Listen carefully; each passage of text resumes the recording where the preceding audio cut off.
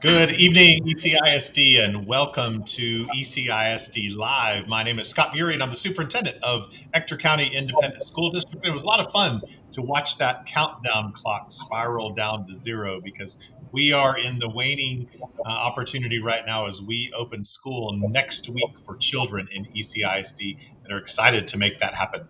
So tonight's show is all about we're back, and we are back to school. Our staff members, the 4,200 staff members in ECISD, started school on Wednesday of this week. I lost track of my days, and so today is their second day. And then next week, we welcome back our students to ECISD. So can't wait to see kids. You know, it's one thing to have adults busy in our buildings right now, but school really comes to life when our children join us. So parents, tonight is all about questions and answers. We know that as we start the school year, you may have many questions, and we want to give you an opportunity tonight to ask those questions and to receive answers to questions tonight. We've got a few updates that we want to talk you through. We have a very special guest that's going to join us to give us an update on some things that are happening within our own community in regards to COVID-19. I know the virus that we had all hoped had been really wiped away at this point, but unfortunately, we're going to have to continue to deal with that for a little while longer. So we'll have that update. And then Alicia Severson, one of our own assistant superintendents, is here to join us tonight, and she'll provide some updates on back to school as well. But questions. Feel free to go ahead and pop your questions in the chat area. And as we work throughout the evening, we will do our best to answer as many of those questions as we possibly can. So once again, use the chat on Facebook, Twitter, or YouTube to ask those questions, and we'll log those. And as we work our way through tonight's program, we'll do our best to respond. So happy birthday, ECISD. If we all look a little older tonight, it is because ECISD is 100 years old. On August 18th of 1921, the legislature in the state of Texas passed a law that created Ector County Independent School District, and literally in the space behind me where I'm sitting tonight, this district built its first school and began educating children first through 12th grade, and had a really great experience with that. And now 100 years later, we'll be celebrating all that has taken place over the last 100 years, and then also beginning a new century as we take on a new century of learning for children and begin that second 100 years. We're excited to have that opportunity. So once again, happy birthday, ECISD, 100 years old, and we'll celebrate our birthday throughout the school year. Speaking of celebrations, we had a pretty exciting celebration this morning. Many of you may be aware that last year we started talking about expanding our pre-K program to include 3-year-old children. Last school year, we expanded our 4-year-old program to make it a full day. But this year, we knew we wanted to do more, and we wanted to expand pre-K to include 3-year-old children. And so we're doing that. This morning, we had a ribbon cutting ceremony with the Odessa YMCA, and they are our partner, as together we educate 3-year-old children starting this year in Ector County Independent School District. So parents, if you have a 3-year-old and you're interested in learning more about the 3-year-old program, you can either visit our website or even visit, starting tomorrow, you can visit the new YMCA location and learn more about the ECISD 3-year-old program for our pre-K students. Glad to partner with the YMCA in this endeavor, and really appreciate their board and all of the employees of the YMCA for working really hard to make this opportunity possible for the children in this community. Yesterday was an exciting day in ECISD as we welcomed everyone back. We celebrated one of our very own, Sarah Hawkins. And you'll begin to, if you don't know her, you will certainly get to know her over the coming year. Sarah Hawkins is one of our elementary science teachers. She teaches at Travis Elementary, and she was awarded not just the Ector County ISD Teacher of the Year, but Sarah is the Regional Teacher of the Year. So when we look at the 30 plus school districts in Region 18, Sarah was selected as the teacher that is going to represent all teachers in Region 18 on to state competition for becoming the Teacher of the Year. So congratulations to Sarah.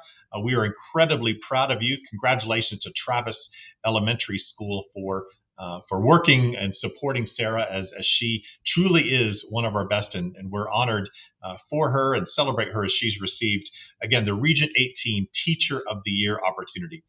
But Sarah wasn't the only one that's been recognized by Region 18. About a month ago, we were notified that the 7 members of our Board of Trustees, the ECISD Board of Trustees, have been selected as the Region 18 Board of the Year.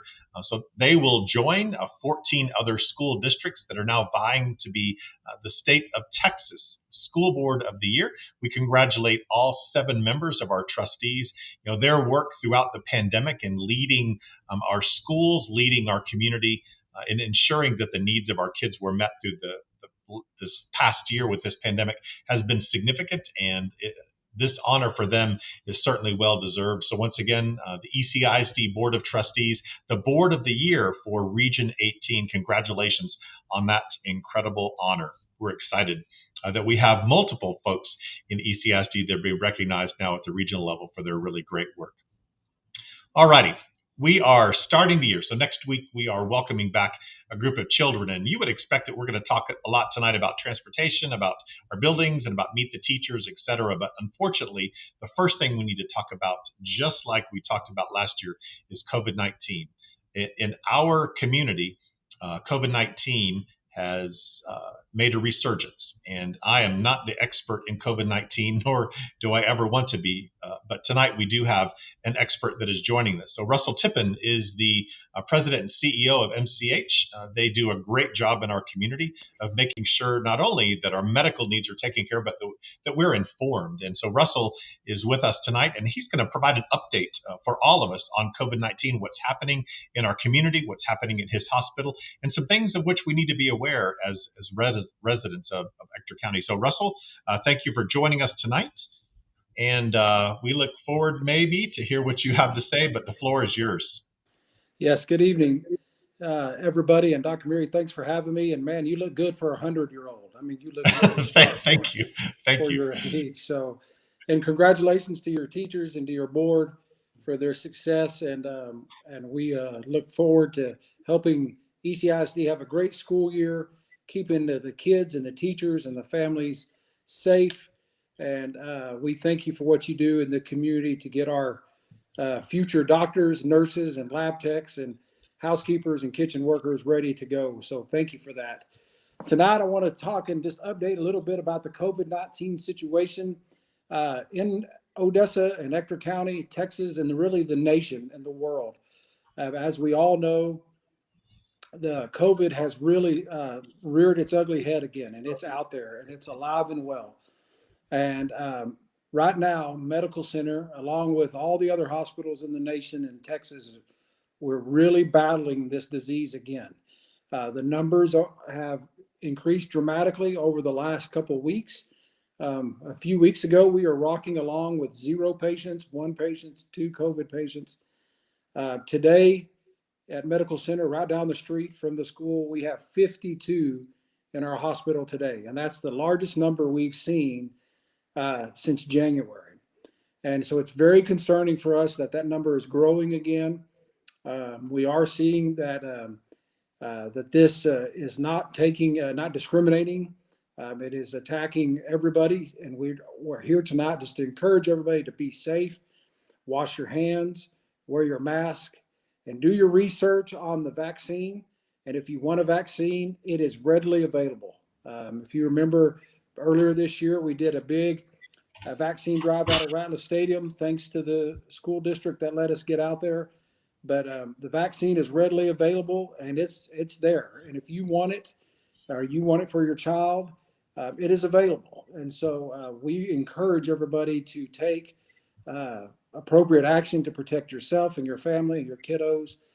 And I just want to break down a few numbers tonight about what's going on down the street at Medical Center. And I get a lot of questions, so let me run through this. Today, 52 is our number, and that's a big number.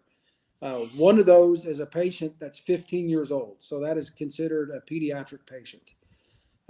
We have 25 critical patients. 18 of those are on the ventilator. Out of those 25, 18 are on the ventilator. And then I have 26 non-critical patients, but they're still sick enough to be in the hospital. Our age range is from age 15, like I mentioned earlier, all the way to age 83. And so now here comes the big question. Well, how many of those were vaccinated? How many were not vaccinated? And that's a great question, because what we're seeing is the majority of our sick people that need critical care, that need the ventilator, are not vaccinated. They're not. Tonight, 41 out of our 52 are vaccinated. Six of them, I'm sorry, 41 are unvaccinated. Six of them are vaccinated. And the other five, we don't know if they're vaccinated or not, because we haven't made it that far. They have just recently been admitted. So 41 out of the 51 that are in there, 52, are unvaccinated. And that tells the story in itself. And I can tell you, all these people that are getting on the ventilators and are very sick, the question they're asking us the most is, can I go ahead and get a shot? And the answer is no. It's once you're there, it's too late. And so we want to encourage everybody that if you want the vaccine, to get a vaccine. If you want to wear a mask, put the mask on. Wash your hands. But to sit here tonight with 52 people down the street sick and 18 of those on the ventilator is very concerning. 2 nights ago in our emergency room, we saw 110 people come through the emergency room to get a COVID test. 72 of those were positive. So that's over a 70% positivity rating, which is huge. Last night, the number was better. We had 66 come in to get tested. Only 12 were positive. So maybe that's good news for the near future. But anytime you have 110 people come in and 71 test positive, that's very concerning for us as a hospital, as a community, as a father, as a husband.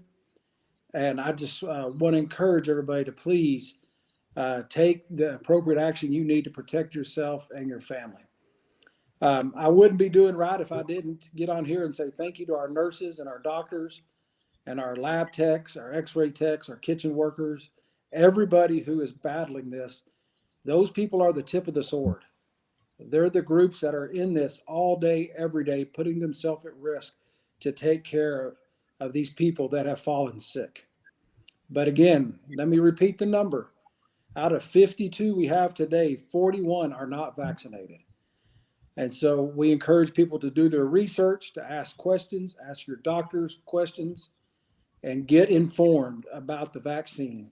Get informed about masks, get informed about hand washing, and be a proactive person to protect yourself and your family.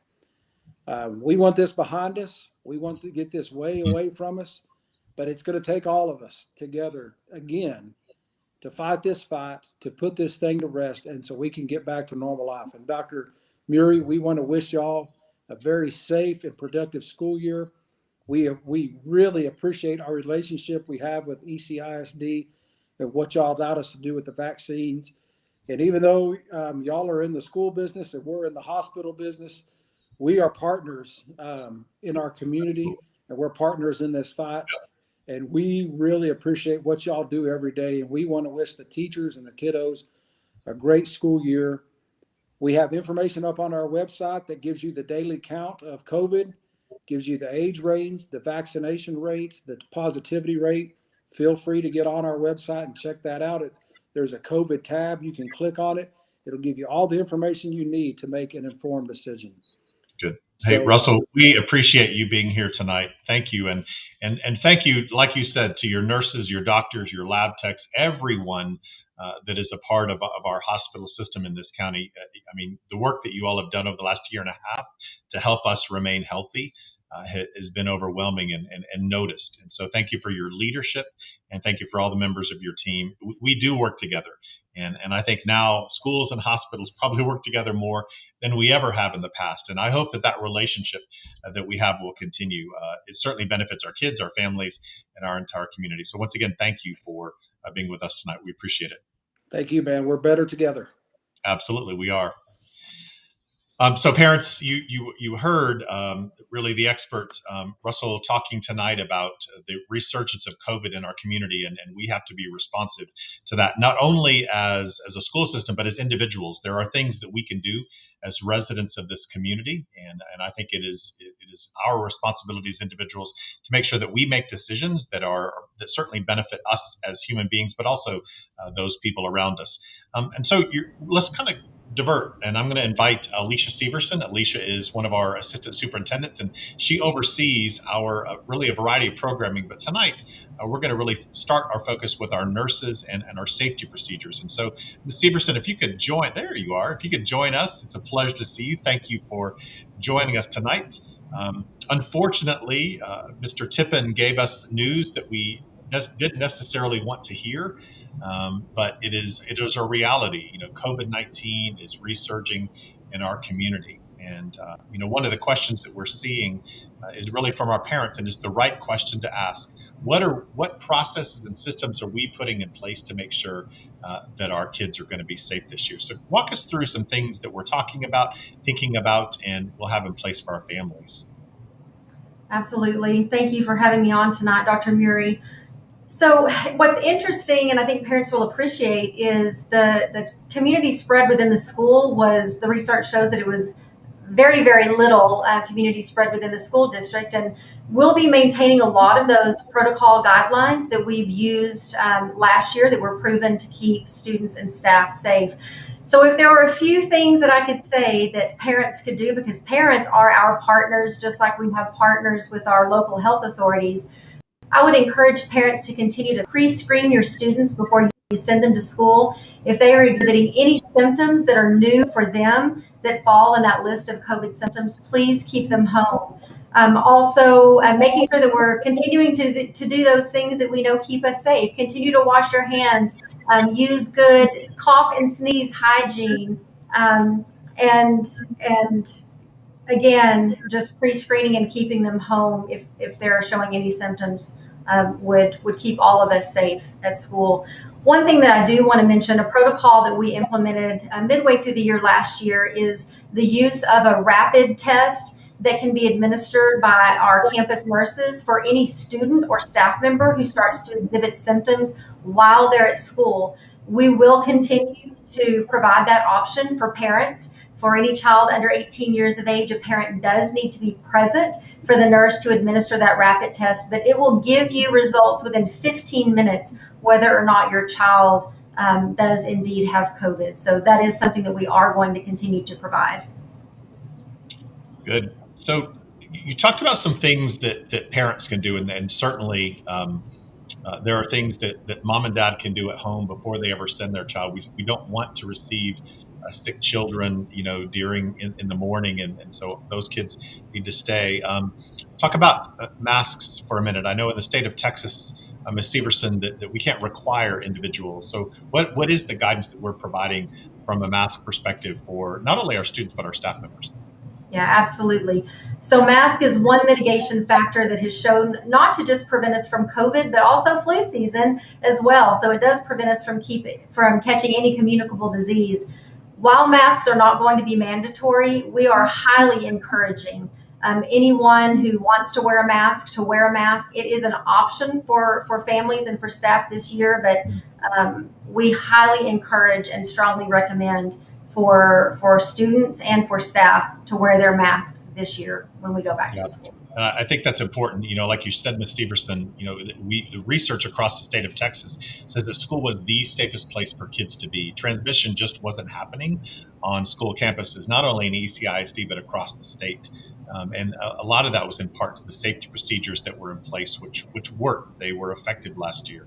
And masks certainly one of those things that we're strongly encouraging all of our children, and certainly we'll model that as staff this year for our students. But that is one of those elements that we put in place last year that made a difference. It works, and the research supports that it works. So again, strongly encouraging people to engage in that process. Hand washing and other things. Ms. Severson, what else might kids do during the day to keep themselves safe? Well, I mentioned just briefly using that good hygiene regarding, coughing and sneezing. Continue to wash your hands. We are not going to open up our water fountains this year for community use, just to make sure that we are keeping each other safe. We'll continue to do the sanitization and the frequent cleaning that we've done last year. That was also shown to be very, very helpful. Outside, we want kids to enjoy being with their friends because we know that last year was a big change. Outside, we want kids to have some fun, but when they're inside, again, just maintaining at least 3 feet distance away from others, and then wearing their masks when they're inside are some things that I would highly recommend. Good. And just a reminder to everybody as well, last year our custodians did a great job of cleaning those high touch areas. They'll continue to do that this year. Our teachers and others are engaged in the cleaning process. In fact, even kids, there are things that you can do around your own desk. We have hand sanitizer and cleaning supplies in every single classroom. So we will keep those supplied as well this year. All of those cleaning opportunities are available. Water fountains, just want to remind and really inform parents. Last year, water fountains were off limits for children. And once again, we'll start the year like that as well. We will provide every child that has breakfast will receive a water bottle, and they can use that. They can certainly drink that first bottle, but there'll be sinks around schools. Kids can refill that water bottle throughout the day that will be available for children. So once again, we'll encourage kids, but water fountains will not be available until this spike has passed. But we will provide every child who receives breakfast this coming year with a water bottle. Ms. Severson, anything else from a safety perspective that we want to share with folks tonight? Something that I would like to share. I know many parents go to our website to find information as it's updated, and we know that the guidance, as of today, we received some new guidance from the Texas Education Agency. So if you don't mind me sharing my screen, I would like to show families where they can go to find this information. Absolutely. So on the ECISD website, parents can go to the Back to School 2021-22 link. And information, once it is updated, will be put here in the quick links on the left-hand side of the screen. So I would encourage all parents to keep your eyes peeled for the quick links. And as soon as we have our information updated based on the changes that we received today, we'll make sure those get posted for viewing. Good. So once again, parents, so the website, and let me go back to something you just said a minute ago, Ms. Severson.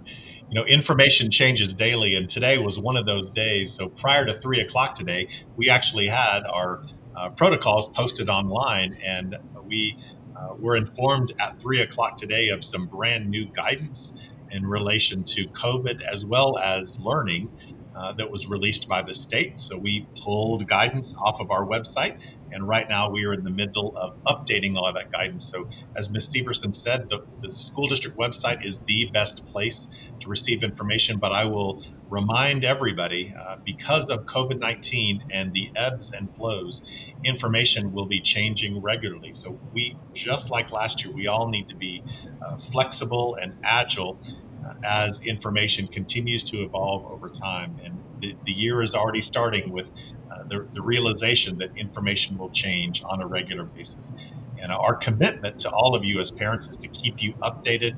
Our website will remain updated. Any pertinent information, principals at the campus level will use a variety of different communication strategies to make sure, again, parents, that you're updated with the latest information. And again, we just received some big updates this afternoon. So there's new information coming in the next few days related to COVID-19 and testing and quarantines, as well as some academic data. Ms. Severson, what else? What are we leaving out? So one of the most important things is vaccine for any student who is 12 years of age or older. And, thankful to have Russell on. Previously, we do have a close partnership with Medical Center Hospital and Odessa Regional Medical Center Hospital. And ORMC will be providing a vaccine clinic tomorrow at Murray Fly Elementary. That information is going to be pushed out through social media and other means. So I would encourage parents, if your child is 12 years of age or older, I would encourage you to take advantage of any vaccine opportunities. And we'll be partnering with our local hospitals to make sure we make that readily available at multiple sites throughout the district. So keep your eyes open for those as well. Vaccine clinic coming up tomorrow at Murray Fly Elementary.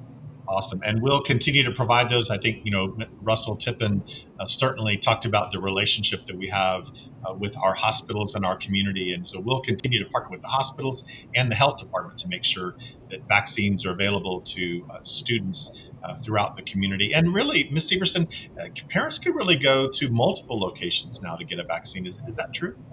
Absolutely. Vaccines are readily available at your local CVS, Walgreens. And when we provide these vaccines at our school sites, your child doesn't have to be a student at that school to take advantage of those vaccines. So absolutely, vaccines are readily available. And tomorrow we'll begin kicking off our vaccine clinic. Monday, we'll be at Nimitz Middle School, and we'll have more locations and dates to come.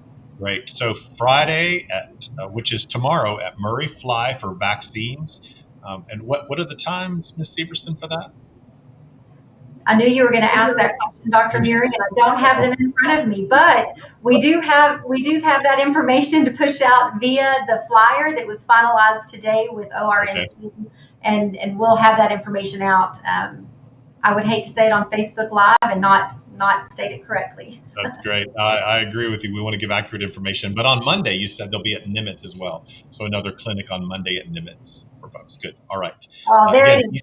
Hey, looky there. The ECISD website obviously is the place to go for the most up-to-date information. And there you can see on your screen, Murray Fly, 8:30 in the morning to 12 noon. And then once again from 4 to 7:30. So those of you that live in that general area, again, you don't have to be a Murray Fly student, just anybody, child or adult over the age of 12 or over that would like to receive a vaccine. That opportunity is available. And then on Monday at Nimitz Middle School from 8:30 until noon, vaccines available for any child 12 or over or any adult to become vaccinated. So leverage those two opportunities if you're interested. And as Ms. Severson said, many of our local doctors and, of course, hospitals, but also our pharmacies have the vaccine readily available. You can walk in, and again, those are free of charge. Good. All right. Hey, Ms. Severson, I'm going to come back to you in just a second. We're going to talk about registration. I want my child to go to school. What do I do? How do I register? Last year, we talked about virtual. We had a lot of virtual learning. Many of our families took advantage of that. And I've seen some questions already tonight. What about virtual learning in ECISD? We made a commitment to you last year that we would provide virtual learning. And we made an assumption that virtual learning would be funded by the state of Texas. Well, the reality is virtual learning is not funded in our state. There was some legislation that was working its way through, but it simply didn't make it across the finish line. So as we stand today, August 5th of 2021, virtual learning in Texas is not funded. School districts are not able to provide that.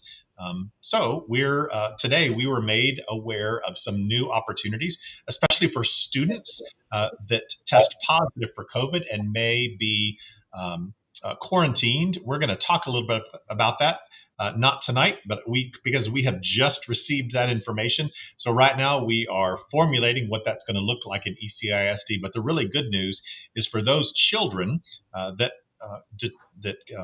contract COVID-19 this year and have to remain at home, there is going to be an option. We're working on the details. Again, we just found out about this afternoon, and so we'll finalize those details and publish it. But full-time virtual learning, unfortunately, is not an option.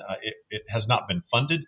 We will continue to work with our state this coming year to make sure that funding eventually is provided, because that is an option that we want to provide for any family, pre-K through 12th grade, that is interested in that virtual experience. We know that some children really excelled in that environment, and it's something we'd like to provide. But today, funding is not provided by the state, so that's not an option, not something that we can do in our system. So I hope that clarifies the virtual learning scenario for the coming year. But I can assure you that as soon as it is funded, then that is something that we'll explore as a district and once again be able to provide that for kids. All right, Ms. Severson, now the question. I want to register my kid for school. How do I do that? Absolutely. So let me show on the website, any parent who wants to participate in the online registration opportunities can click on the registration and enrollment tab, and it will take you to a screen that will allow you to access our online enrolling. So you can click here for more information, and registration is open. We are aware that we're having some technical difficulties with our online registration program. So if you are experiencing registering online, you can go to any campus in ECISD. If you have 3 children, pick one school, go, and the campus can get all 3 of your children registered. But our campuses are prepared to help with that process, and we do know that there are some technical difficulties with our online registration system. Good. Do I have to go to my own child's school, or can I go to any school? You can go to any campus at ECISD. The closest campus to you, the staff there will be able to help you register your children. Good. All right. Hey, thank you, Ms. Severson. We've got some questions. I'm gonna walk through those, so I'll let you take a little bit of a break, but don't go anywhere because I might need you back to offer some assistance. But thank you for joining us tonight. And once again, the best place for our folks to go for information regarding COVID and vaccines and protocols and back to school and registration is the ECISD website. So we invite everyone. EctorCountyISD.org is the place to go for all that updated information. Thank you, Ms. Severson. Thank you. All righty. All right, parents, some questions that have been coming in. I want to address some of these. The first one is, for vaccines and testing, the parents have to be present. So, Alicia, I may need you back with this one. For vaccines, yes, we would like parents present unless the child is 18 or over. We would like parents present when the child is vaccinated. Is Ms. Severson, is that our understanding? Is that correct? That is correct. Any child who is under 18 years of age needs to have a parent present for vaccine. Also, for the rapid testing that we offer next year, if the student becomes symptomatic, parents would need to be present for that as well if the child's under 18. Okay, all right. But the good news is with testing, so that is actually available at school. So if a child does display symptoms during the school day, our nurses can conduct that test right on site, and within 15 minutes, they have their results. Is that correct? That is absolutely correct. Yep. So kudos to our nurses. They've really, our nurses over the last year and a half have been, the work that they've done has been absolutely overwhelming. Not only work to support kids in schools, but actually we've had quite a few nurses partnering with our hospitals and volunteering in vaccination clinics around our community. And even at Ratliff last year, when we had the mass vaccination site, our nurses were busy out there. So really praising our nurses, and any of you parents tonight that know one of our nurses, or if you engage with them, make sure that you show them gratitude, as it's been a tough road for them, and they've really risen to the occasion and far, I think, exceeded the expectations of what typically we think a nurse should do in our schools. We have some superheroes running around our schools. Good stuff. All right, Ms. Steverson, I'm going to continue the questions. Don't go too far in case I meet you again. Next question is, when will I know as a parent who my child's teachers are? You'll receive that from the school. Our schools right now are conducting some virtual Meet the Teacher night. So a part of that experience would be information about your child's teacher. Parents, if you have not, if you are not yet aware of your child's teacher, you can simply contact the school directly. Schools have that information and will certainly make that available to you. All right. Question about lunch. The question is, will I be able to drop off lunch this year for my child? And we're still working on that answer, a decision coming shortly. As we have said, today we received some updated information in regards to COVID protocols, and that revised information is causing us to revisit some of our own protocols. And so parents, I can't answer that one specifically tonight, but that answer will be forthcoming. So you can pay attention to the school website or to the ECISD website and have that information. Or if you haven't seen that before the start of school, certainly talk with your child's principal, and we'll provide it as we update our guidance. Bus schedules are on their way. Again, parents, you can visit the ECISD website to find out information about our bus schedules. You can also contact our transportation department through the ECISD website.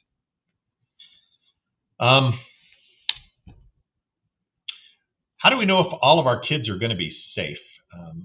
I think the safety of our children, and I can assure all of our parents, is our top priority. Our kids, your children, your most precious commodity, your most precious possession is a being that we hold highly, and we want to make sure that we do everything within our power to keep our children safe. We follow the laws of the state of Texas, the laws of our own community, and our own board policy to ensure safety. We've talked a little bit about COVID-19 protocols.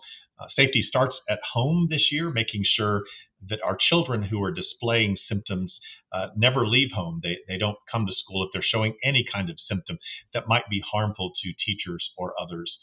During the school day, we will provide hand sanitizer. Social distancing will be more challenging this year as all of our students are returning, but our teachers and administrators will do the very best of their ability to maintain. But that singular piece is going to be challenging this year. We will encourage good hygiene at our schools, encourage our kids to keep hands clean, encourage kids to, again, not use and share utensils, things like that. We will limit movement to the very best of our ability around our campuses. Our teachers know and understand, our administrators know and understand the appropriate safety protocols. We are encouraging all of our staff members to become vaccinated. We encourage all of our students that are eligible to be vaccinated. We're really strongly encouraging everyone to wear a mask. That's one of the best things we can do to make sure that we're all safe. But I can assure you, everything that is allowable by law, we will be implementing those processes and procedures to make sure that our kids are safe. I think our track record of success last year speaks volumes.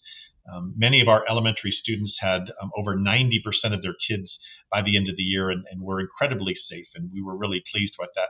As we look across the state, I had a conversation with the commissioner today talking about this very issue, safety, and the statistics from school to school and district to district.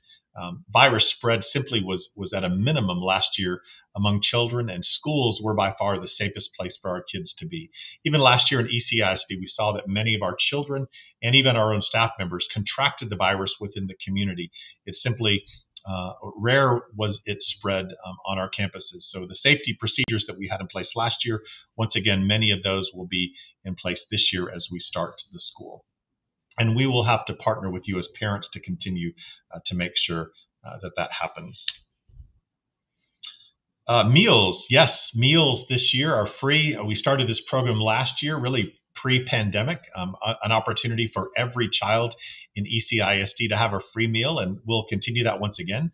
No matter what your financial situation may happen to be, every child in ECISD receives a free breakfast and lunch every day.